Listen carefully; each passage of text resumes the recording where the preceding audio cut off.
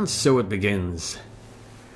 For 24 hours before chemo, I have to go on a course of Olympic strength steroids that sent me flying wide awake in the middle of the night. I feel like I'm ready to go clubbing for a week, but instead common sense makes me settle down with an appropriate book for the rest of the night.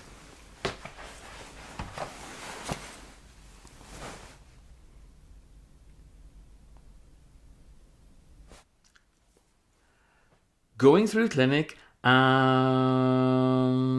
now I'm in chemo cycle 3. It's practically become routine. First the cannula is inserted, then the vein gets flushed with glucose. Then I get pumped full of my new favourite chemical docetaxel for an hour or so. And the whole process is administered by the NHS's finest. What's not to like? In fact, it's become so routine, I'm just catching up on my reading.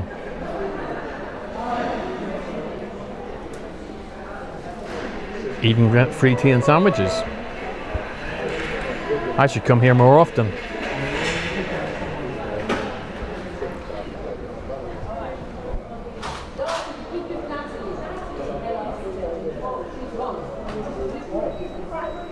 And that's it.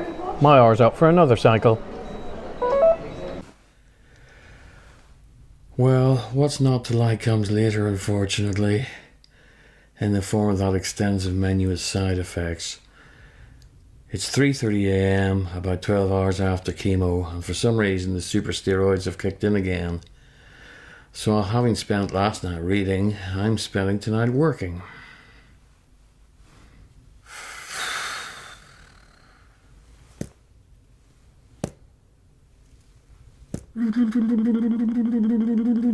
Night clubbing, we're night clubbing. Isn't it wild? An aircraft. A car. Okay, an email. Dear world. Well, good morning, world. You got my mail. Sleep well?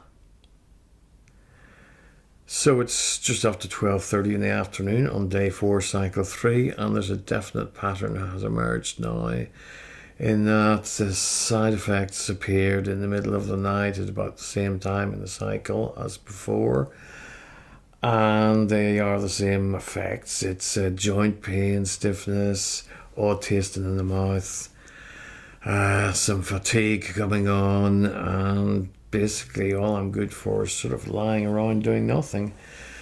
And I expect that to last, if it's like the last cycle, for a few days. We'll see. A bit less joint pain at 2 a.m. on day 5 would be really nice.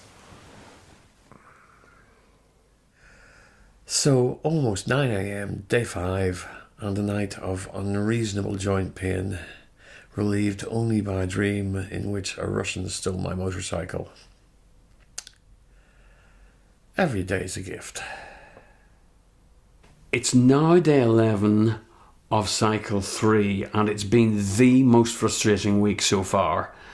My hopes that cycle 2 would become the template for all the future cycles have been dashed, in that this cycle has been completely dominated by extreme fatigue. Other side effects like joint pain have disappeared, but I'm both physically and mentally completely washed out. It's not the same as being tired. I can sleep for 10 hours like I did last night, which I normally never do. Then I wake up in the morning completely wasted. Legs unable to work, unable to marshal my brain, so I can't read or write or edit properly. Basically, I'm good for nothing. And the worst thing is I have no idea how long this is going to last. I sought advice. I searched the web. I read the leaflets. But then, unexpectedly, inspiration arrived through mail order. Best Christmas shirt ever. So I watched the classic Christmas movie, and it blasted me out of my chemical torpor. So the important question is, what can a Christmas documentary like Die Hard teach us about doing chemo?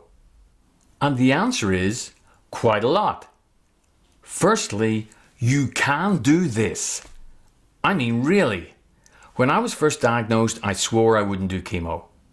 But if John McClane can jump off the top of the Nakatomi Tower on the end of a fire hose, the rest of us can definitely manage 6 cycles of chemotherapy. Secondly, don't do chemo alone. As you've seen here, it can get tough, so you really do want backup. And as we've seen on Die Hard, you just can't rely on your local SWAT team. Personally, I recommend family and friends. And thirdly, the real heroes in all this are the good people of the National Health Service. Seriously, I wouldn't even be here but for multiple interventions by NHS staff in the last few months. Whether it's the original tests and scans, the treatment from the oncology teams, my GP throwing me into A&E, or the teams there saving me from pneumonia. But for all those people, I'd be long gone. So yippee-ki-yay, NHS.